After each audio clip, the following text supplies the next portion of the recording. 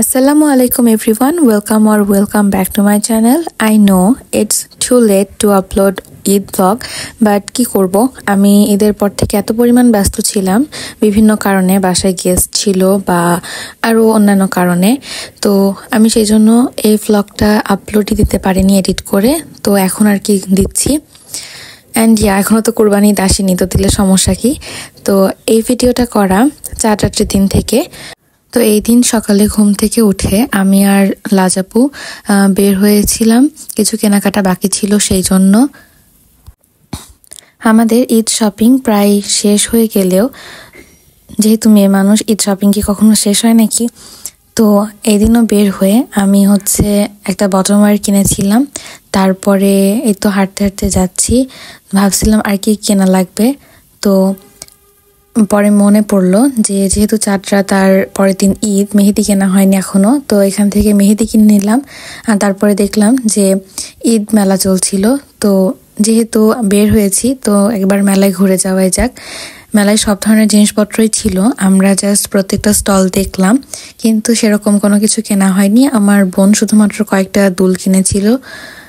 তারপরে জাস্ট প্রত্যেকটা দোকানে ঘুরে ঘুরে দেখলাম যে কি কি পাওয়া যাচ্ছে। এই মেলাটাতে প্রায় সব ধরনের আইটেমই পাওয়া যাচ্ছিল। আমি কিছু চুড়ি দেখছিলাম, কিন্তু আমার হাতে হয়নি বলে নিতে পারিনি। তারপরেই তো বাসায় চলে আসি। আর যেহেতু এবছরের রমজান মাসের শেষ ইফতার, তাই আর কি শেষ ইফতারের জন্য বেশ অনেক ধরনেরই আইটেম তৈরি করেছিলাম।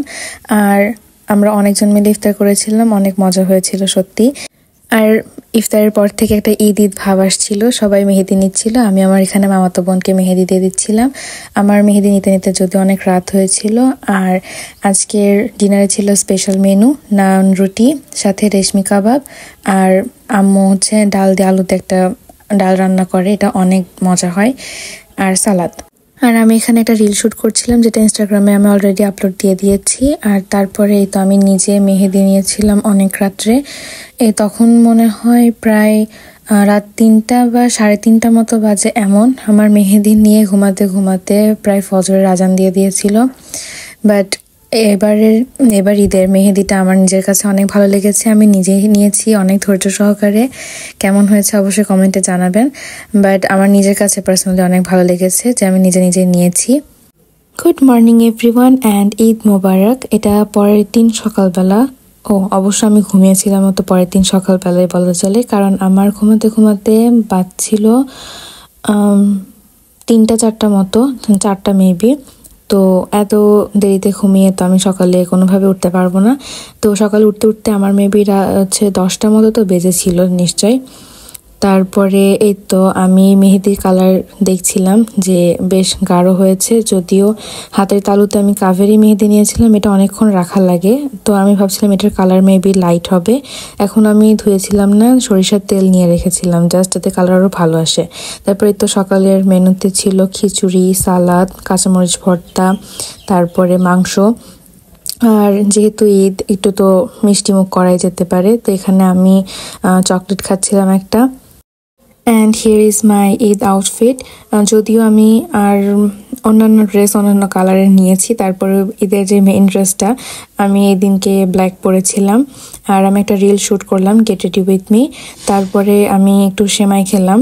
আমি নর্মালি খাই না অত একটা সেমাই, তবে ঈদ যেহেতু তাই আর কি। তারপরে আমি আর আমার বড় বোন এবার সেম ড্রেস নিয়েছি। আমি আরও রেডি হয়ে ভাবলাম যে একটু বের হওয়া যাক, সকাল থেকে তো বাসায় আছি সারাদিন। তারপরে এই তো আমাদের বের হতে হতে 3টা-4টার মতো বেজেছিল। তো আমরা আর কি তো বের হলাম দুজন, একদম রিক্সায় উঠতে উঠতে মনে হচ্ছে যাচ্ছি, বাতাসে যেভাবে মানে মনে হচ্ছিল যে বাতাসে উড়ে যাচ্ছে এরকম। আর এই দিন ঈদ হলেও কেন জানি না রাস্তাঘাট অনেক ফাঁকা ছিল, তো মানুষের ভিড় ছিল না। মেবি আমরা সবার বের হওয়ার আগে বের হয়েছি, অথবা সবার ঘুরে বের হওয়ার পরে বের হয়েছি, কিছু একটা। এই দিনে মাশাআল্লাহ ওয়েদারটা অনেক ভালো ছিল, অতিরিক্ত গরম না, বাট রোদও ছিল, সানলাইটের ছবিও সুন্দর আসবে। তো আমার এই দিনকে অনেক সুন্দর সুন্দর ছবি তোলা হয়েছে, যেগুলো আমি অলরেডি ইনস্টাগ্রামে আপলোড করেছি। তারপরে এটা আমাদের এখানকার ডিসি কোর্ট, এখানে ছোট একটা পার্ক মতো আছে, আর ঈদে অনেকেই ঘুরতে টুরতে যায়, তো এখানে ছবি ভালো আসবে এগুলো ভেবে আর কি আমি আর লাজাপু ফার্স্ট এখানে গিয়েছিলাম।